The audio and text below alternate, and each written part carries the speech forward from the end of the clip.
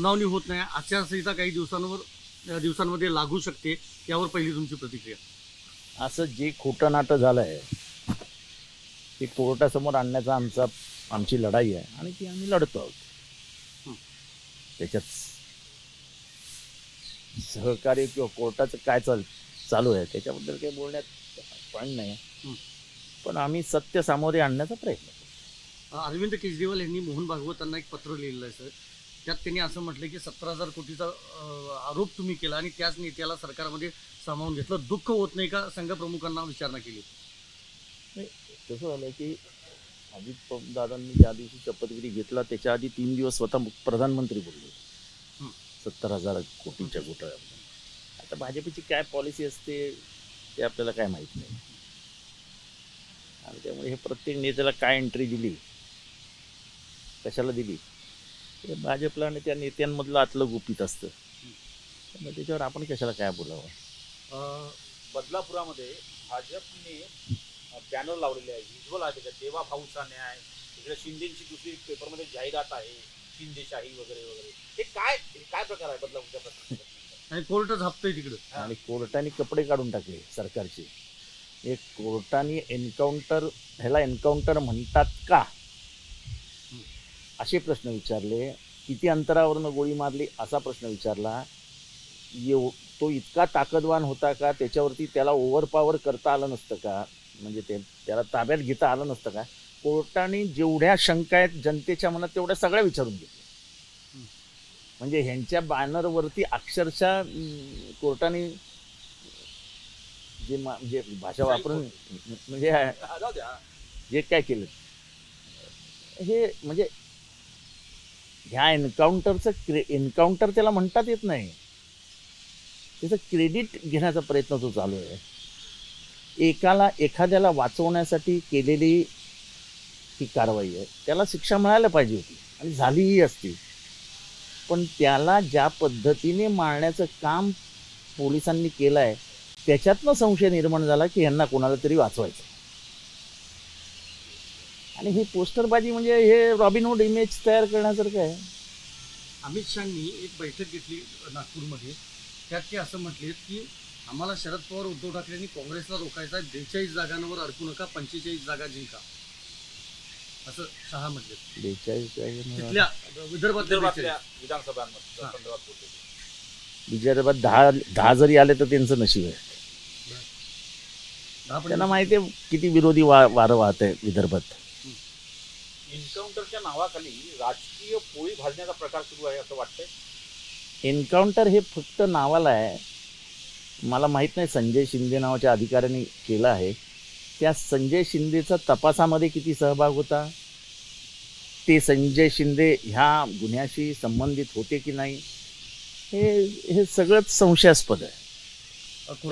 म्हणजे ते बाहेर कोर्टातनं बाहेर येताना तो बेड्या घातलेला दिसतो चालताना. संजय राऊत त्यांनी ते ट्विट पण केलेलं आहे. तो ज्या अर्थी तो गाडीत पण बेड्या घालूनच चढला असेल. जर बेड्या त्याच्या हातात होत्या तो रिव्हॉल्वर कसा खेचणार, गोळी कशी मारणार?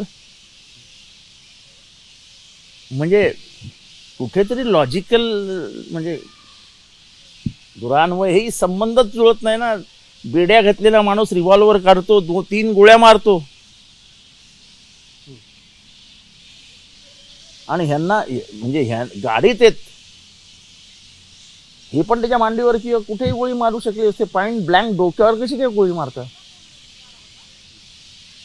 त्याला शिक्षा व्हायलाच पाहिजे होती.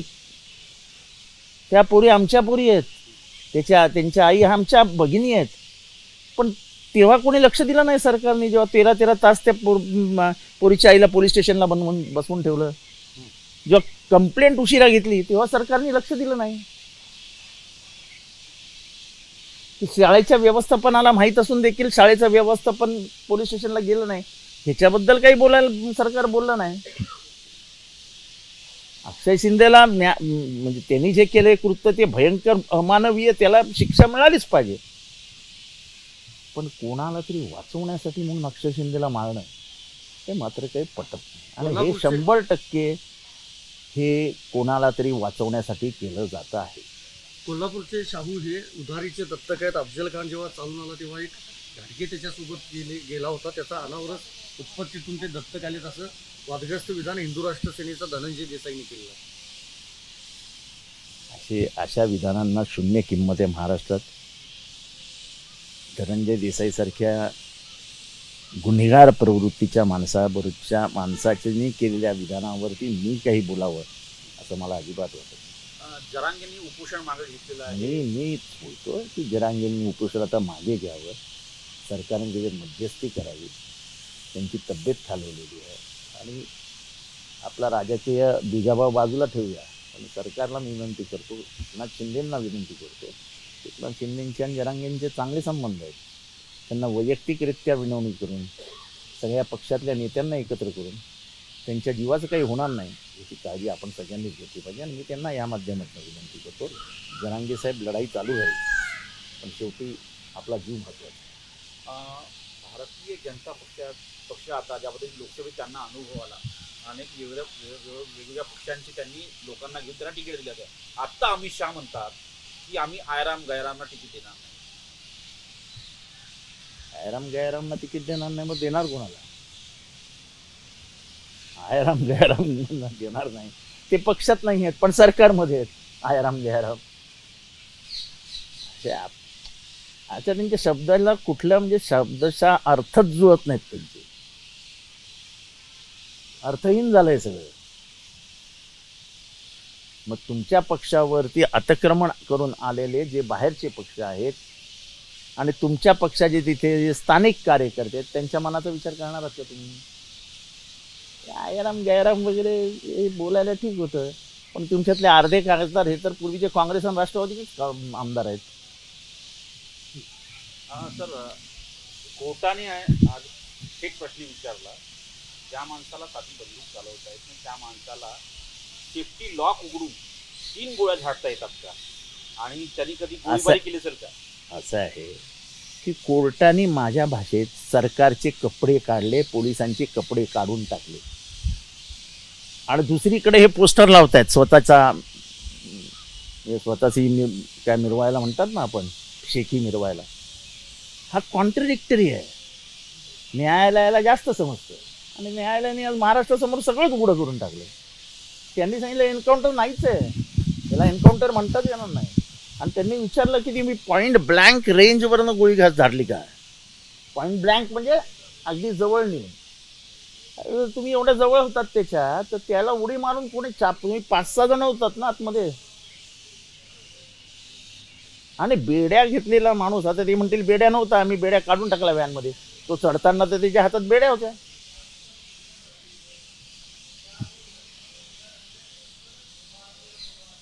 आणि मग गोळ्या कुठे गेल्या, कुठनं गेल्या, त्यांनी 3 गोळ्या झाडल्या तर ते गेल्या कुठे, ते सगळं तपासायला पाहिजे ना. आता खरं तर जागेवरनं ती गाडीच हलवायला नको होती, त्यांनी जागेवरनं गाडी पण हलवली. अनेक प्रश्न निर्माण झाले त्याच्यातनं. म्हणजे त्याला जे सोप्या मार्गाने तुम्ही कठोर शिक्षा देऊ शकले असते, ते कठोर शिक्षा ही या अशा वादग्रस्त वादात घालून टाकले तुम्ही. नवीन एक ट्रेंड आलेला आहे, निवडणुकीच्या दरम्यान विविध प्रकारचे चित्रपट येतात, जसं आता धर्मवीर येणार आहे, त्यानंतर राज ठाकरेवरती चित्रपट येणार आहे. हे अशा प्रकारचे चित्रपट मतदारांवर प्रभाव टाकतात का? कारण की यावरती निवडणूक आयोगाने काय निर्णय करायला पाहिजे का? एक गोष्ट खरी आहे की चित्रपट माध्यम हे लोकांच्या मनावर परिणाम करणारं माध्यम आहे. याबाबतीत मग कधीही हिटलरनी सुद्धा हेच माध्यम वापरले. त्याच्यामुळे हे माध्यम प्रभावी आहे, लोकांच्या मनावरती त्यांच्या विचारांवर प्रभाव टाकणार आहे, याच्याबद्दल काही शंका नाही. केंद्रीय निवडणूक आयोगाने याच्यावर काही करायला पाहिजे का? काय करणार पिक्चरवर बंदी थोडी आणता येते. आता खोटं नाटक काही दाखवत बसतात, त्याला काय आपण काही करू शकत नाही. स्वतःची इमेज बिल्डिंग पिक्चरमधनं करणं हे फार सोपं असतं. त्याच्यामुळे